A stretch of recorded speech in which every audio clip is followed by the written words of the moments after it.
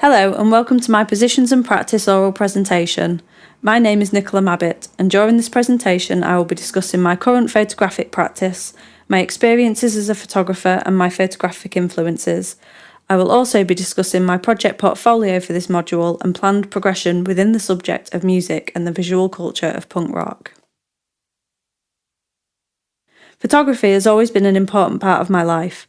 I have always been a creative and visual person, and when I first started using the camera, I initially began documenting family life and my surroundings. Photographs were an integral part of my youth. I knew I wanted to progress further and learn more to improve my craft.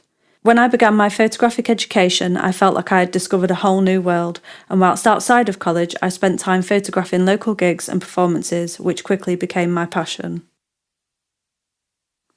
Whilst studying my degree, I had a great interest in advertising photography, particularly in magazine print. I looked at gender roles in advertising and the influence and effect of celebrity role models in popular culture. I mainly focused on couples and the struggle for dominance and power between genders. As I progressed into my final major project, I decided to focus on the idea of metrosexuality, the combination of masculinity and desirability, and the narcissistic ideal of appearance and the projection of success and status through one's body image.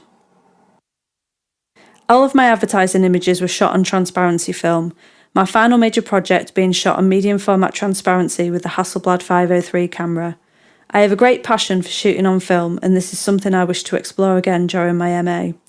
I hope to experiment using different films and techniques rather than repeating skills I have used before. I have begun experimentation with Lomography's wide format instant camera and Instax film for my portfolio project, which I will discuss further in the presentation. My current practice is mainly live show photography. My aim has always been to document the energy, passion and community at local live shows and within the punk rock DIY scene. My intention for viewers is to experience the emotion and energy that the audience feel without having actually experienced the live show.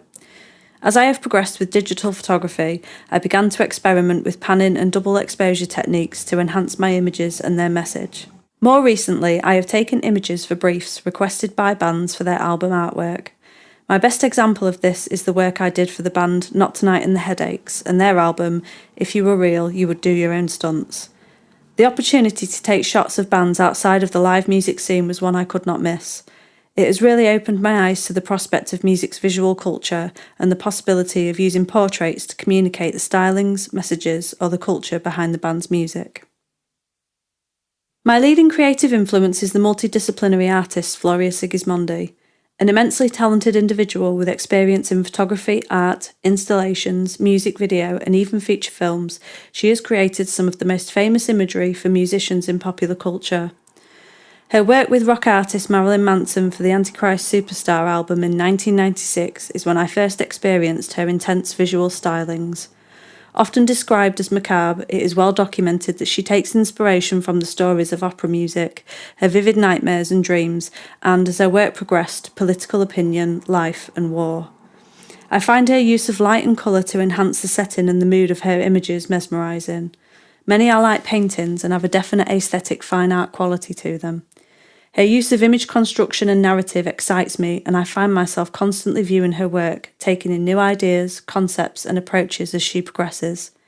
She is an incredibly brave artist who seemingly shows no fear in presenting her outlandish and extravagant style, one of the qualities I believe makes her so popular within the music industry. She certainly has established a solid career within contemporary photography and filmmaking. I came across the dynamic works of Nathan Baker in early 2000 whilst a part of the UK punk and hardcore music scene. I instantly wanted to know how he shot bands with so much emotion and energy, what techniques he used, and more about him as a photographer. Sadly, there has never been much information regarding his practice available. However, that does not change the impact his images and his book Energy Unseen has had on my photographic practice. This book led me to experiment with light, motion and reaction to sound during performances.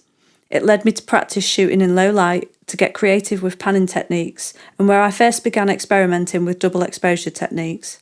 I have always aspired to portray the intensity and energy of live shows as Baker did with influence, but never a direct replication. During the development of my masters, I wished to explore interdisciplinary ways of working.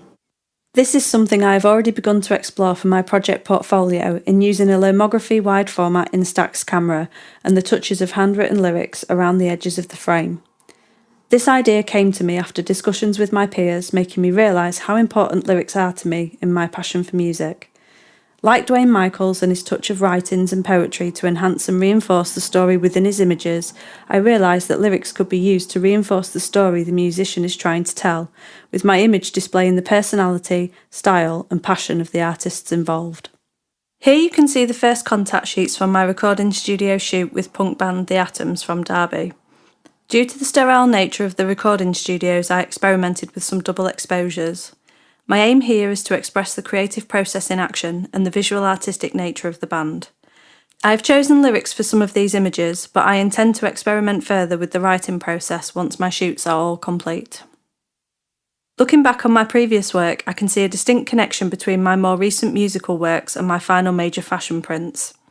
After researching further for this module, I began to comprehend the importance of fashion and style in subcultures, particularly that of the punk rock world.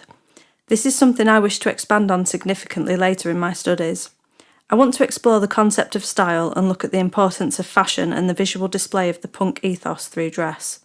I never really connected my enthusiasm for style and my passion for music and aesthetic visuals until now.